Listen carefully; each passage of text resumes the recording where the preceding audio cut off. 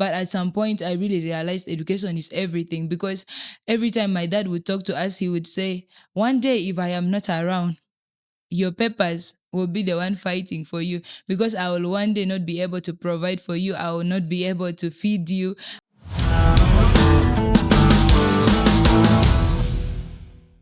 Welcome to the Spark It podcast, where we explore stories, experiences, and insights that spark a fire within so you can make your next move.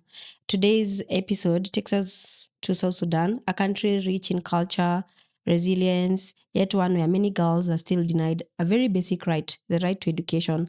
In a society where women are often expected to marry young and remain at home, pursuing higher education can feel like an impossible dream, but not for our guests. Meet Clara Joan Mullai, a young South Sudanese woman who is pushing the limits and pursuing her dreams. She's an advocate for women empowerment and believes that education is key for every woman. Clara has defied all odds and will be joining Makerere University to pursue the much coveted tertiary education in quantity survey. And her journey is not just personal, it's symbolic for every girl, for the thousands of girls who are still waiting for a chance to learn, to grow, and to lead. In this conversation, we will dive deep into why so many women in South Sudan are still disenfranchised when it comes to education and what stands in their way. And most importantly, how we can begin to change that. Clara, welcome to the Spark It podcast. Thank you. Thank you actually for making the time. We're excited to have you here. Yes, so I think we will just get started. Maybe you can tell us a little bit more about yourself. Maybe give us a background of your story, your upbringing here, either in South Sudan or here in Uganda, and your journey to pursuing education and higher education for that matter. Okay. My name's Clara Joan Mullai, as you just said. Um, I am a South Sudanese, a very proud South Sudanese actually. I have, my father is a Kuku by tribe, and then my mother is a Mali from Ajumani, Uganda. Yeah. So, but I grew up with my dad because my mom broke up with my dad. Okay, they divorced when I was still young, and so all my journey I was with my dad. So I've just been with him. He was the brain behind everything concerning me. Actually, many people say I'm a daddy's girl, and so I say yes to that because I have been with him all my life, and so I am a daddy's girl for sure. And so about my education, I started my primary in Harvesters, South Sudan. Yay. Before I came to Uganda in 2016 and joined Golden Treasure in Arua. And then I completed my PLE because I was just from South Sudan, and so my performance were not very good. I got a second. I joined St. Mary's Diofe Girls in Arua as well. And so I completed my S4 from there with a first grade. And so I got a scholarship with Leadership Academy of South Sudan for Africa at Nimle. So I joined there for the 2 years. And so I completed from there my A level. So I'll be joining to the University Makerere very shortly. Yeah. So that's the whole education.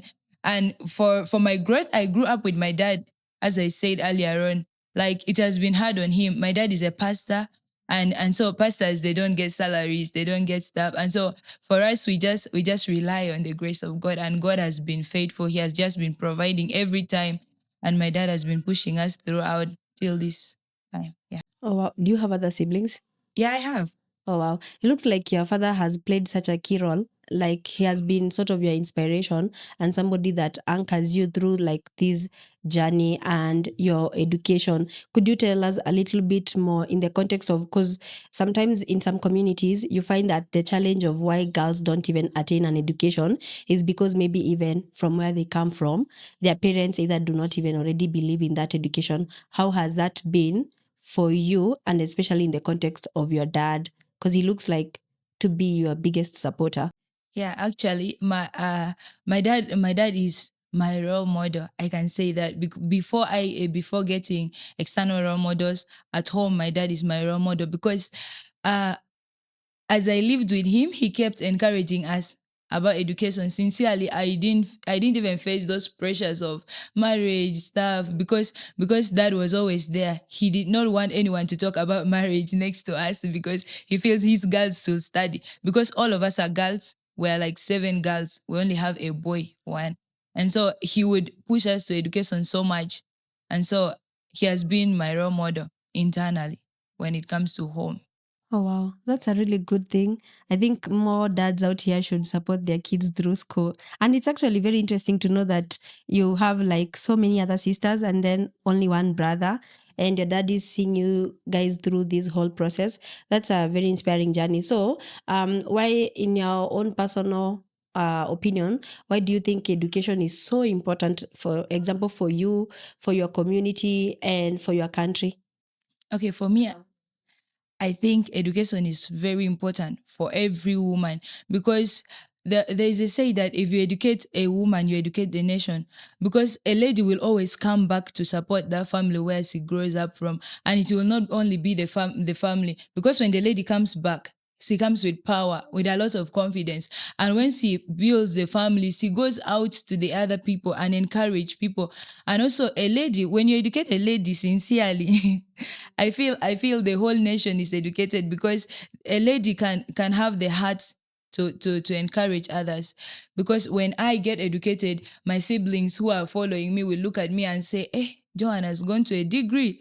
So what am I still doing behind here? At least I have to follow her." So I feel educating a lady is that important, in a way that it develops the whole community. Like everybody gets encouraged, because ladies go through a lot. And so when a lady gets done with education, that's a serious thing. Oh, and also I think also in the context of your community where you come from, the fact that already a lot of young girls don't get access to education that easily. So it means if you're able to break all those barriers and achieve that level of education in the context of even tertiary education, then it means you are already inspiring a whole generation, as you've said. It's like people are like, yeah, I want to be Clara. That's a really good thing. Oh, wow. So, as I have said, in the context of South Sudan, it seems like a lot of young kids and especially young women miss out on an education. Could you probably give us like a reality check of what it looks like for young girls in South Sudan? What does access for education look like for most of them? And especially in places where there is more or they are affected by conflict. Yeah, actually, education in South Sudan generally it's not that good. Like education setting is not very good. Like when you compare South Sudan to other countries, you find out that the education in South Sudan is not very good. Like we don't have real professional teachers. Sometimes in South Sudan, you find out that these guys who just finished senior six, they go to South Sudan and they get employed in the education sector. And so we are taught by people who are not experienced very well. And so those students in South Sudan, they go through a lot, because the people who teach them are not experienced, and so they are not opened up to quality education.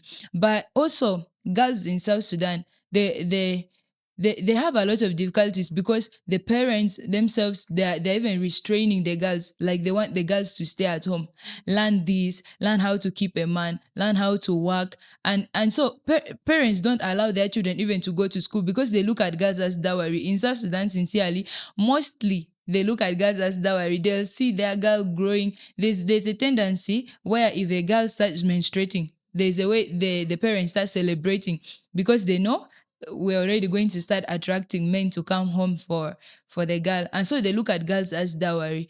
For that reason, they don't even waste time to take girls to school, because they feel the girls will just be preparing themselves for those for marriage. Yeah. And that's, oh wow, that's actually a really big barrier to education for young girls. So it means in this context, by the time probably, maybe you can correct me if I'm wrong, does it mean like by the time you are sort of 15 years old, because at that age at least you've started their menses, does it mean by that time there's already girls who could already be married somewhere? There are girls who are married at 15, even 14. As long as you already have some breast, you have started menstruating, yeah, a guy can come for you and they marry you. And also there's a tendency in South Sudan where they book. So they look at a girl, if a girl is growing at a certain stage, and then a man can come home and say, this one will be my wife. And so the parents know that this girl is growing to be his wife. Yeah. So a girl of 15, 14 is already having a husband. They're there in South Sudan. Wow. So it's a culture thing also. Yeah, in some cultures it exists, but in others it just happens. Yeah, people say it's by mistake, but the mistakes. Wow. Wow, that's actually very interesting and concerning. Wow.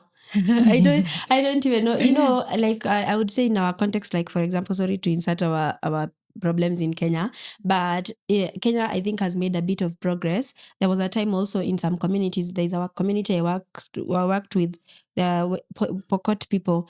Sometimes when girls could get to that age, as you said, of you're 15, you're 13, your menses have started, somebody has already booked you, or you undergo through something like FGM, and then before you know it, early marriage.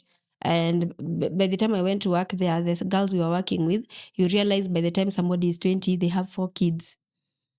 It's the same for South Sudan in that context. It happens. When I went back to South Sudan in 2020, yeah, 2020, I went back to South Sudan and I got most of the girls I left there during the war. I came here and left them in South Sudan. I got some with 2, 3 kids, and I was with none. Like there was nothing to suffer. But they were already having 2 to 3 kids. So you imagine those are girls of around 18, 19. So in this context, probably if you also stayed behind, the probability of being swallowed in that whatever would have been high. Yeah, it would be very high because there's also a rape case during the war. Oh, yeah, that's true. Oh wow, that's I feel like that's a lot of barriers, honestly, for a girl, which is why I'm very impressed by your journey and also very inspired by the fact that your dad prioritized you guys so that you could receive an education, because as you said, it's very important. Wow. Could you share like a moment in your journey when you realized education could be your way out or the way forward for you? Okay, like uh I studied all my life. I've been studying and I've been pushed, like I was pushed to education, right? In my primary, there was a time I didn't like going to school also. That was also that time because in the beginning of schools you would not like it. So I was pushed by my father so much to school up to the time I came to Uganda. In South Sudan, I was just going to school, but it was just because dad wants me to go to school. But when I came to Uganda, I realized people putting energy into education. I saw people reading like reels, just a child, but it's reading, it's concentrating. And I was like, what? These kids can read without their parents telling them to read. And so I really started reading. I started thinking about it and I would put efforts a little. But at some point I really realized education is everything, because every time my dad would talk to us, he would say, one day if I am not around, your papers will be the one fighting for you, because I will one day not be able to provide for you. I will not be able to feed you. And so you will have to suffer for that. So you have to look for what you want.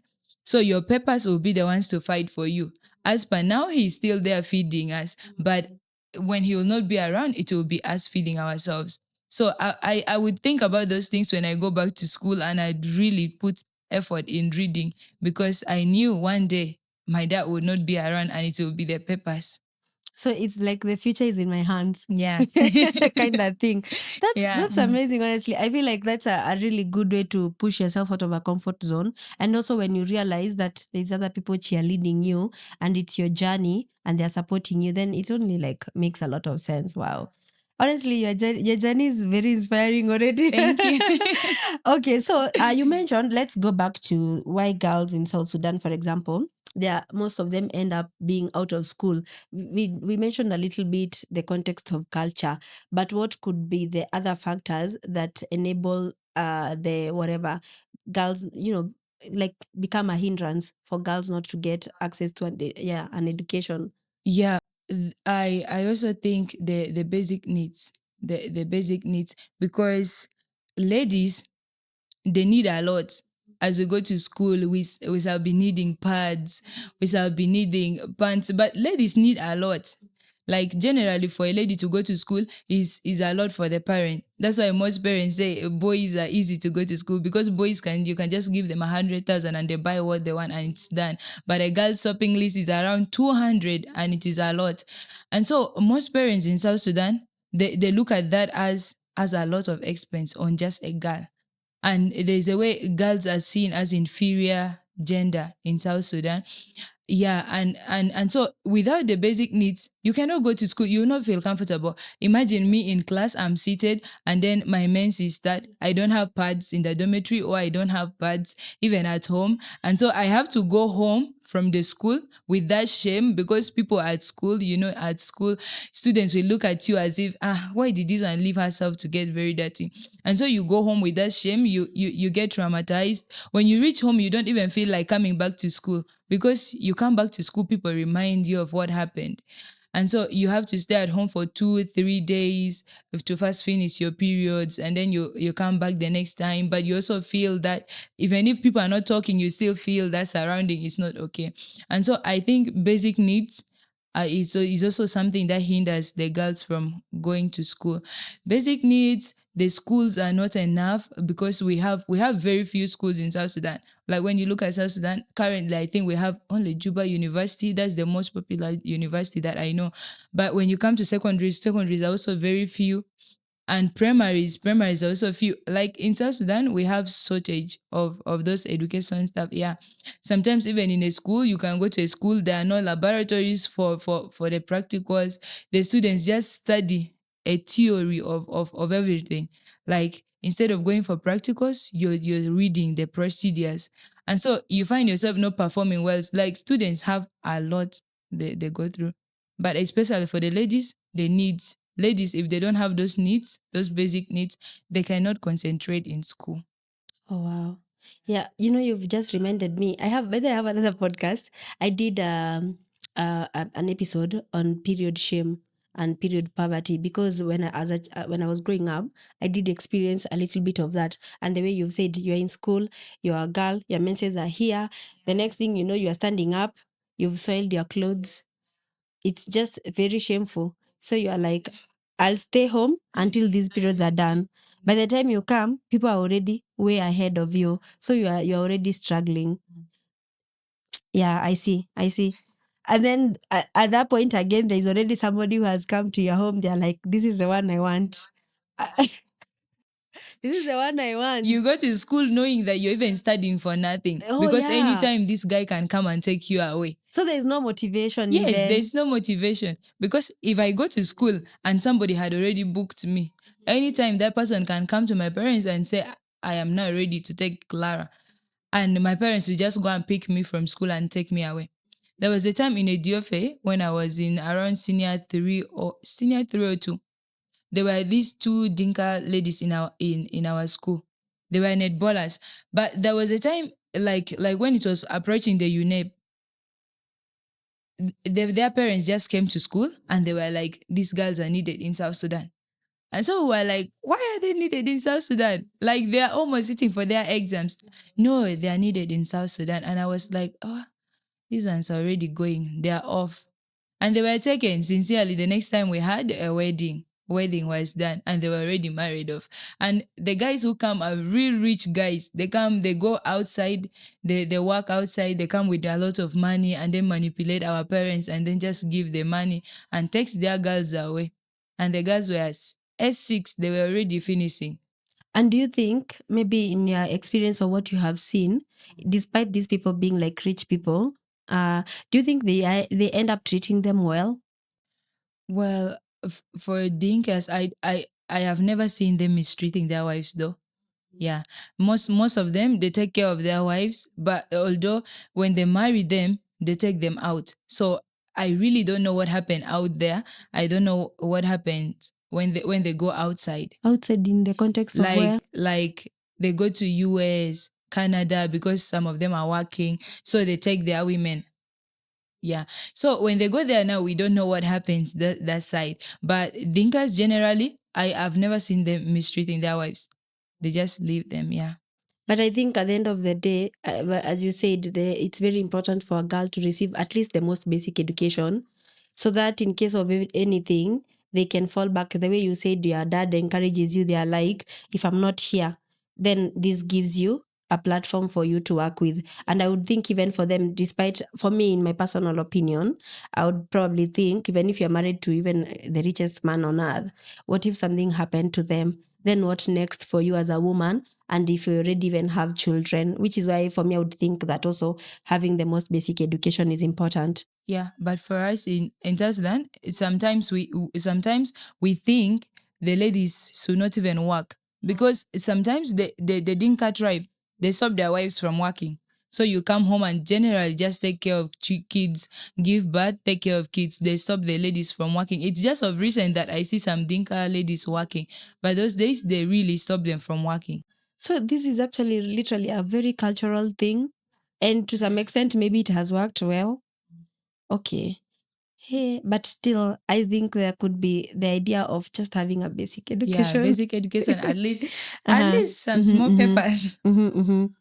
Oh, wow. So, how did you, for example, navigate these expectations of maybe when girls are growing up, they are expected when they reach maybe a certain age, you're expected to either get married or you are supposed to take over domestic chores at home and stuff like that. What like helped you navigate that process to get to a place where you're able to even prioritize education instead of something like marriage? Okay. For me, as I said, I grew up in a family where education is encouraged, right? Although I would see people outside not encouraging education, there are parents who think marriage is better than education. And so I would see them, but there's a way as kids we don't have what to say. You cannot say anything. Like you just see it happening and then you keep quiet. But for me personally, I knew within myself that I have to change something.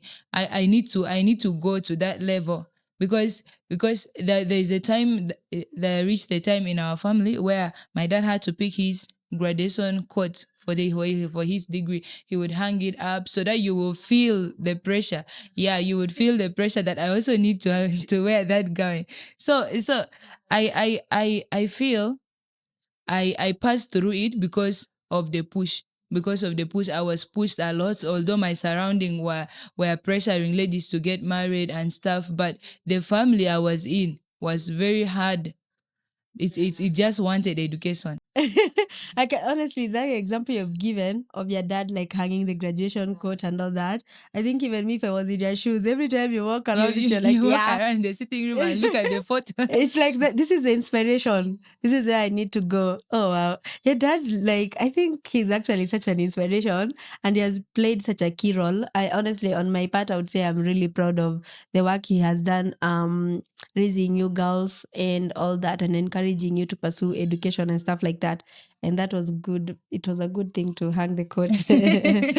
Oh wow. So a lot of girls, as you said, some of you who are able to get parents who understand the whatever the importance of education literally escape that cycle of poverty and also the cycle of being disenfranchised from getting an education.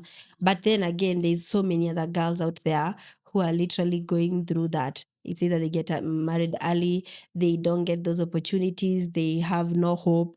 What impact does denying a girl education have on their personal development, in your opinion, and the progress of their communities, their families? Yeah. Yeah, I think if a girl is stopped from education, it first of all hinders their understanding because ladies have a lot to learn in life. Sincerely, if you get to schools, we are taught a lot of things. They teach you even how to use pads. We are taught at school. In primary, they used to take us and teach us those stuff. And so a lady who does not go through that level of education, at least Simi says how to use even a pad. Like they don't know how to use those things. Now assuming you get pad for a lady and then you give her the pads and she does not know how to use it, you can imagine the complications. So I feel when a lady is not educated, or when a lady does not pass through a level of education, they miss out other things that they need to know in life. Because I have also come across this saying that sex reduces menstrual pain. you hear those type of compliments in the community. They tell you, when you go for sex during your menstrual, it reduces. Now a lady who has not gone to school, you tell her this, the lady will think it's true.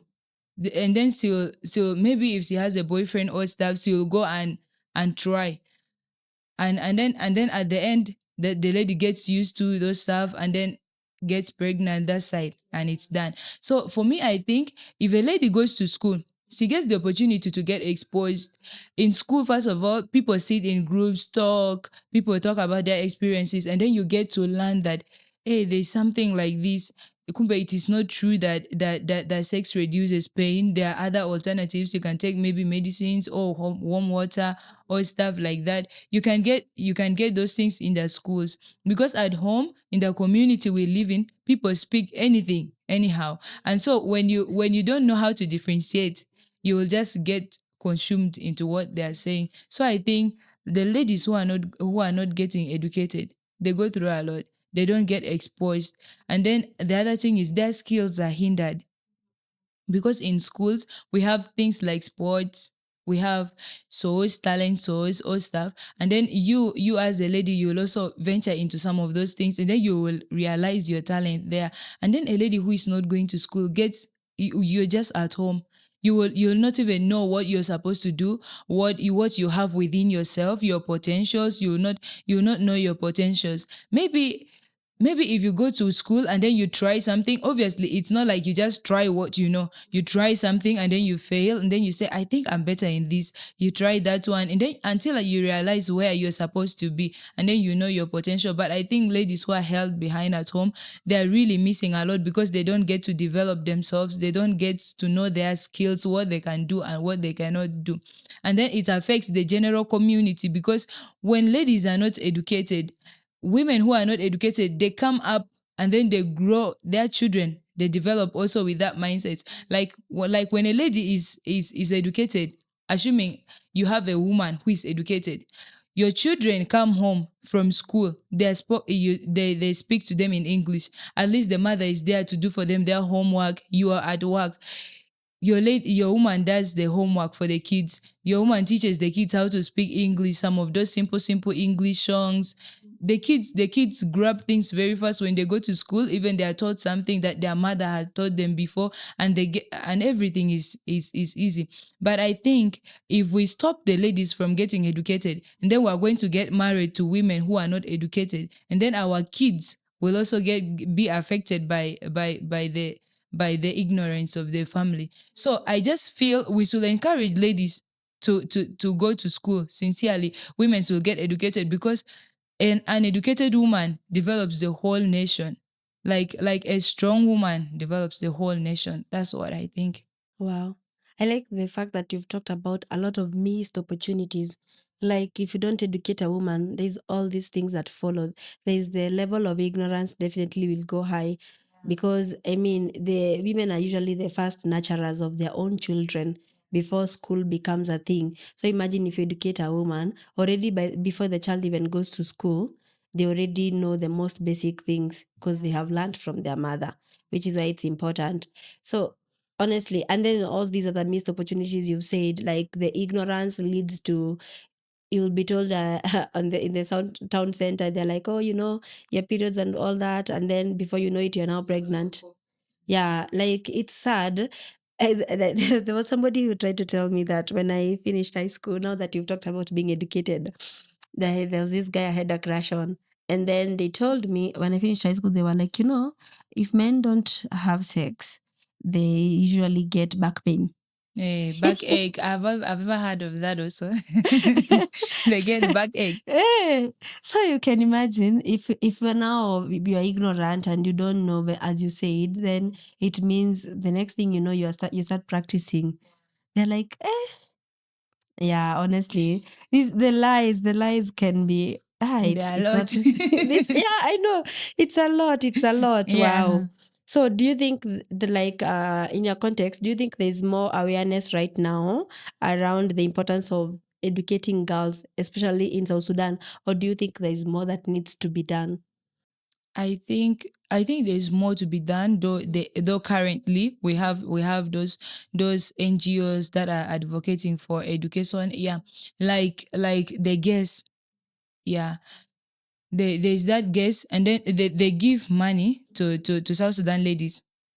So there's a way in South Sudan, every month they come to schools. There are ladies who are registered. Guess is a So program. Sorry. yeah, GESS is a program. Like it's what? Girls Education South Sudan, something like that. Yeah, but it's GESS. So every month they come, they give girls money. So in that way, the girl gets encouraged. Like when you receive money, you plan on how to buy your books, maybe buy pads for yourself, buy pens, and so there's a way the girl plans her whole month using that money. And so it encourages the ladies. Most ladies go to school because they have all those things. You have books, you have pens, and then when you have menses, you have your pads, and so everything is okay. So I think that program is really doing a lot in South Sudan, and it's encouraging. And then there are also these other schools. Most schools in South Sudan right now, they encourage girls so much. Like when you go to classes, they talk about girl child education. There's that program where they pick girls out of class, they sit with the ladies separately, encourage them and stuff. And so it motivates the girls a lot to go to school, because girls, when you don't talk to them, they will think in their mind and implement and everything. It's really, yeah.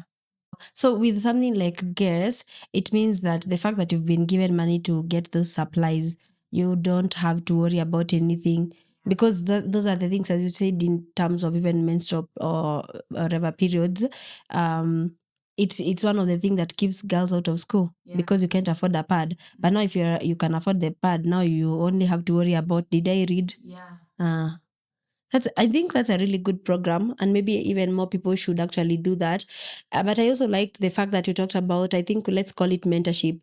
Like the more people talk to young girls, the more they'll end up realizing the benefit of having access to an education, or even probably pursuing that education. For you in this context, I think you are an inspiration for other young girls from South Sudan. The fact that you've already gone through all those processes, and now you're joining the university to pursue your degree in quantity survey. That's a very big accomplishment. Do you think there's something you could do in your capacity to encourage like more girls to actually pursue their dreams? Is there something you're doing, or you would think you would want to do? Uh, Personally, I said it yesterday, and I'm saying it right now, that every time I get the opportunity to talk to ladies, I talk, because I feel maybe my words can do something in somebody's life. Maybe if I say something, and then she hears, and then she understands, and then also I feel as if my life can speak, because every time you do something right, somebody looks at it and then they say, I want to also be like Clara. I also want to go to the level where Clara has gone. And if I am to get an opportunity sincerely to gather people and talk, I would gather women and talk to them. And that is one tool that I feel I can use, my voice and my words. Yeah. Because there's no other way. Yeah. And honestly, you've said you want to use your voice and your words. I feel like the two interactions I've had from the we met yesterday, yeah, I feel like you are actually a very gifted person. There's a lot you could tell young people out here, and especially young women. For me, I would probably want to just encourage you to actually take that up. And I have done a lot of mentorship programs in the past. You could work with churches, because a lot of times people always end up in church at some point. So you could collaborate with churches, collaborate with organizations like Patrick's organization called SESI. You could collaborate with such organizations, and you could also collaborate with schools. So you and even communities, like maybe you have an area. I don't know whether Uganda there is area chiefs or whatever.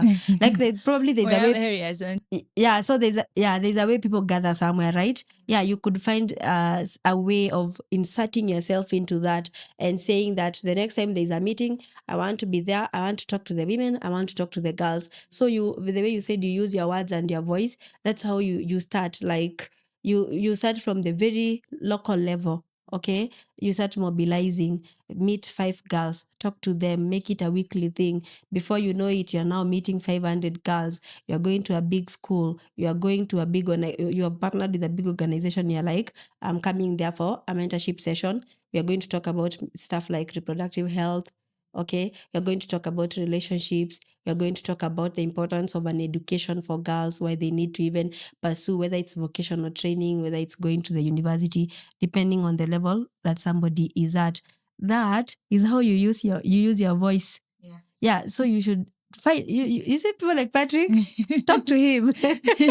Yeah. Okay. Yes, talk to such people and collaborate with them. And before you know it, you'll be having a lot of impact, because your voice and your words, sometimes you don't need so many resources. It's what you have at that particular moment. Your voice, your words, and your time. There's this program I was in. They used to say giving back to community doesn't have to be too much. They used to encourage us to give back to the community in 3 ways.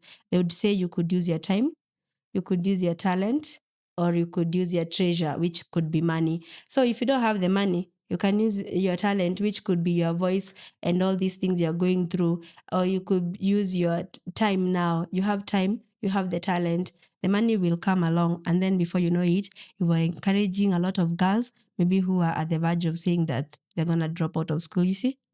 Yeah, so you should do that. If you're not doing, you should definitely do. Yeah.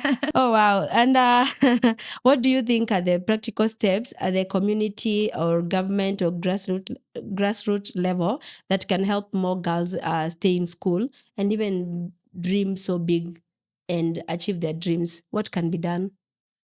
For me, I think we should provide for the girls.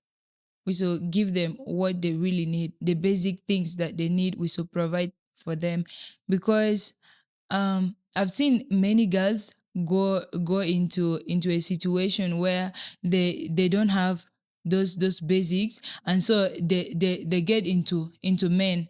I don't know whether you're understanding me, where like a lady has a boyfriend. Yeah, you have a boyfriend, and then you don't have pads. Your pants are getting weary, and then a lot of things are missing, and then you call home, and home is like there's no money, there's no stuff, and then the girl finds herself in a situation of asking from the man, and then the man, men usually they take advantage of such situations, because when you don't have, you're desperate for that thing, and then they will take that as an advantage. So I think, as parents or as the community, we should provide for our girls, because if our girls are given everything that they need sincerely, you will not have a reason to go out and start messing and start asking for things from a boyfriend or stuff, because your parents give you everything. You will not have that reason. So I think providing for the girls is one important thing, and then the other thing is talking to the girls. Let parents talk to their girls sincerely. If not for dad talking to us every time, I don't think even we shall be here by this time. Yeah. So I think talking to a girl is okay. Maybe there are parents who cane their children, but I think also caning a child at a certain age should stop, because at a certain age the girl needs to be talked to. You tell her the reality. You tell her what happens when you sleep with a man, you get pregnant. When you do this happens. Because we should not be sugarcoating. Like there are parents who come around that this is bad, this is not okay. You just move around with the words like this. Tell them the real thing. If you go with a man, you get pregnant. If you joke in school, you will fail. That is the truth. And so we should talk to our girls straightforward, and we should tell them the truth, so that the girls can get encouraged. When they go to school, they know, if I mess here, this will happen to me. If I go with a man anyhow, I can get HIV. If I do this, I can get pregnant, so that they can know those things. So I just think the parents will keep talking to the girls as they provide for them. Girls need a lot. Girls need words. Girls need action. They need follow up. And so the parents will do that. And I think if they do that, girls will always make them proud.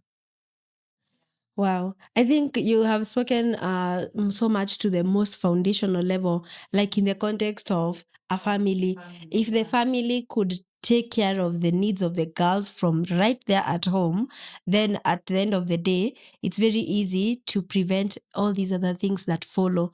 So if everybody from the very local level, like a family unit, they take responsibility, and then it trickles maybe down to schools, to the community level, then it means these girls stand a better chance than if people are not taking care of them. That's very true. I agree with you 100%. Communities will also support their girls, by the way.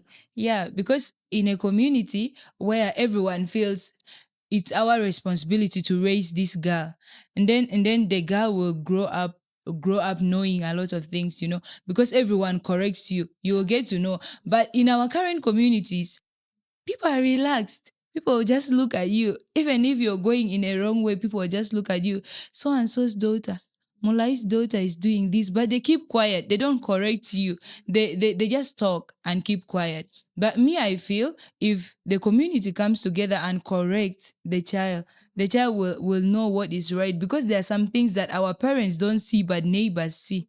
So I feel if the community comes together and work with parents, and then everything will be okay. Makes a lot of sense.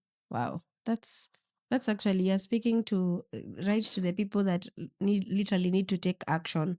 And if everybody like gets involved and they play their part, there's this thing that happens sometimes in communities, like maybe somewhere, as you said, when you're not corrected, something happens to you, and then people, they use you as an example. Yeah, they'll be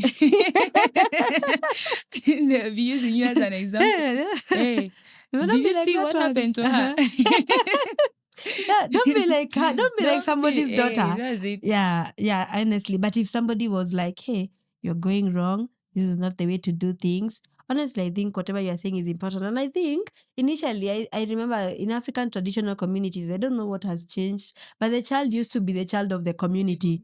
Everybody would literally correct you. But right now, it's like people don't care. Currently, even people don't want their children to be corrected. That's the Yes. problem nowadays. Because if you correct somebody's child, you cane, and then the parent will come like, "Why did you cane my child? Why didn't you report to Yeah, me you and should I have deal to-" with my own?" You see that everyone is selfish with their own children, and so even other people, they Yeah. also fear.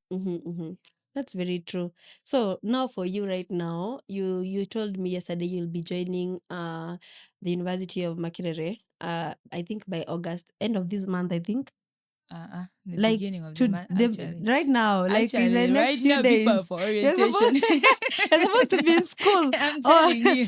Okay, right. So you'll be joining Makerere to study quantity survey. What do you hope your journey symbolizes for the girls out here, especially for the South Sudanese girl? What do you think your journey symbolizes for them? Okay, my journey, I will describe it in 3 words. One is resilience. Yeah, that is one of the thing I've put as my core, because every time I fall down, I keep standing up because I know it happens. There's no life that is smooth. Even Christian life is also difficult. There's that Christian life where you fall down, you sin today, tomorrow you ask for forgiveness, and same is to success. Yeah, same is to success, because success today you will get a 20, but if you remain in that 20, that is where you will end. But if you get 20 today, and you know that I need to stand up and step up from here, you change what happened that made you to get 20. Trust me, the next time you'll get a 40, and then the next time you get a 50 and a 60, and by the end of it all, you find yourself excelling. So my journey is full of resilience. And then the other thing is hope, because I have hope in myself, but I also hope in God so much. I have faith in God because I know that God is the center of everything. God is the one who causes me to do everything. God is my strength, because without God, sincerely, I would also not be here. Because as I said earlier on, the education life was a struggle. A lot was happening, but God kept pushing me, going with me throughout that journey. And up to now, it is just all about God. And then the last is hard work. Like we have to work hard. Every time we sit down, let's think about what we did yesterday that we think we were not supposed to do. So if you think about what you did yesterday, like you sit down and think, but yesterday people were reading and I was in the dormitory sleeping. Was it right? And then when you sit and evaluate yourself and find out that you're supposed to do something better. So every time you keep working hard, you will succeed. So hard work, resilience, and hope, it brings success. Resilience, hope, and hard work. Yeah. That's your You can summary. also add yours. No, it's all Yes. about you today. Okay, mine are Oh, those. wow. Yeah, but honestly, it's actually very inspiring, honestly. So people need to be resilient, they need to have the hope, and they also need to put in the effort. Yeah, that's what I'm getting from you. Oh, wow. So if you could speak directly to a young girl in South Sudan today, and even one maybe who is right here in maybe Rhino Camp or something like that, one who feels like her dreams are impossible, what would you say to them? I would say to them that everything, everything is possible. Like when a thought comes into your mind, if you don't put it into action, it does not happen. So every time you think about something, you need to put it into action. There's something there's a scripture, I think Philippians 4:13 or 4 something. It says I can do all things through Christ who strengthens me. So I feel every time you go and do something, know that I am going to do this thing because it's God in me and it's God who strengthens me. And so when you're facing something, face it with courage. Face it with determination, with hope. And so that thing will come to pass. So I feel as if I am to be given a chance to speak to a lady, a young lady, I would just tell the person that everything is possible as long as you put your effort, as long as you put hope in it, everything can work out. Oh, wow, that's Yeah. very true. And right now, if your dad would watch this episode, what's that one thing you would want to tell your dad? I want to tell my dad that I'm so proud of him. My dad has been the best dad in the world. Actually, I say he's the best dad in the world because he has put a lot of effort into us. So much. So many people discouraged my dad because he was giving birth to ladies and there was only one guy. And so people were like, but ladies, women are disappointing. Women can just disappoint you anytime. And my dad put down his heart and he struggled very hard with all of us, like all. He put all his effort in us. Every time he tells us that we are his investments, that means he puts all his effort in us. Like our last born, she has disabilities, like yeah, her legs and hands. But my dad put all efforts in her. Up to now, she's in senior three. She's still striving just because dad is there to push her. And so I've seen in so many families guys with disabilities being left at home. And so I feel this is just the best dad to be pushing us throughout. I know, honestly, we give him his flowers, honestly. Yeah, man. Oh, wow. Yeah, and also to point out what you said, in families or even in communities, a lot of times people with disabilities, they're usually left behind in almost every aspect. So to know that your dad is putting his best foot forward and making sure it's your sister? Yeah. That she's, yeah, your last one, that she's receiving the best education out there, that's a very great inspiration, and somebody who is showing that it's good to be inclusive and to take care of everyone and not to leave anyone behind. Wow, inspiring. So as we conclude, what's your bigger vision for the future for girls and women in South Sudan, and how do you see yourself contributing to that change?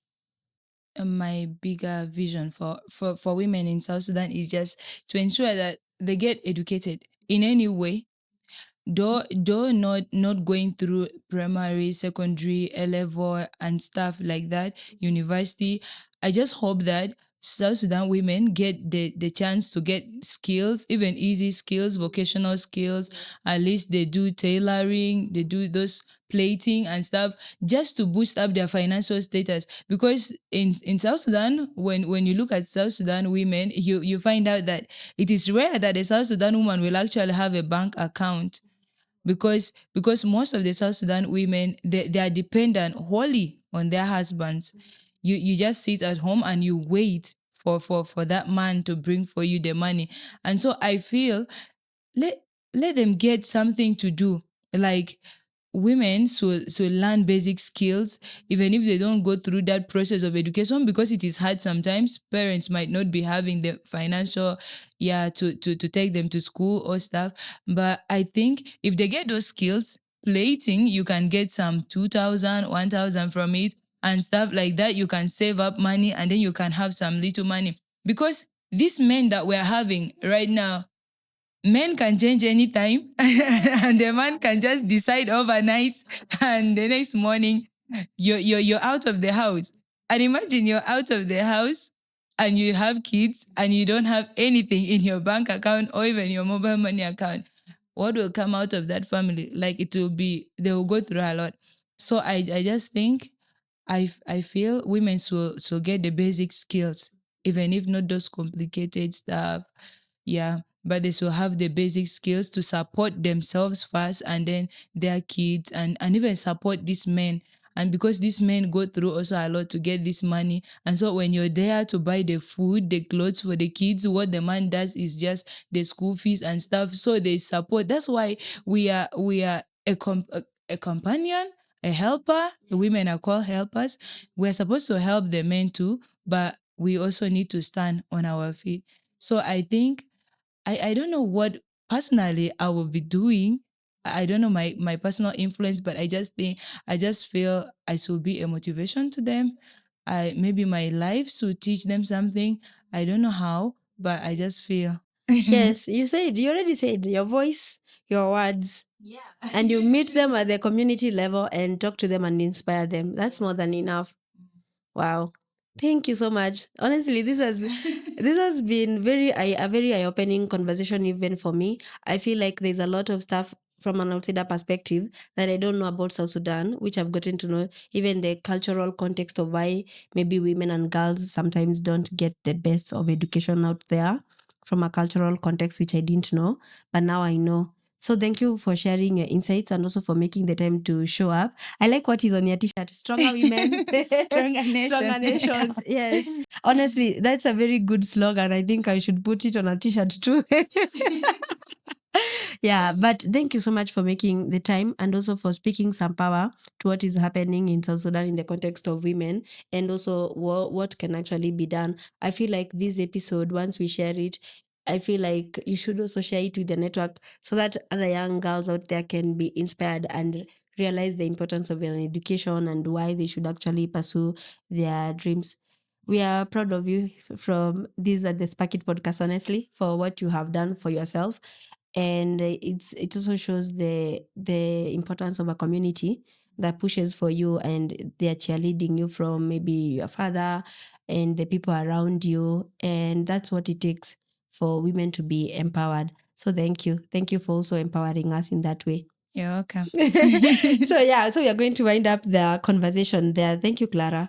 You're welcome. Yeah, so if you found this podcast episode inspiring, please follow us on our social media platforms at the Spark It podcast. You can also leave us a review and check us out on our podcasting platforms, wherever you are listening from. Until the next time, bye. Bye.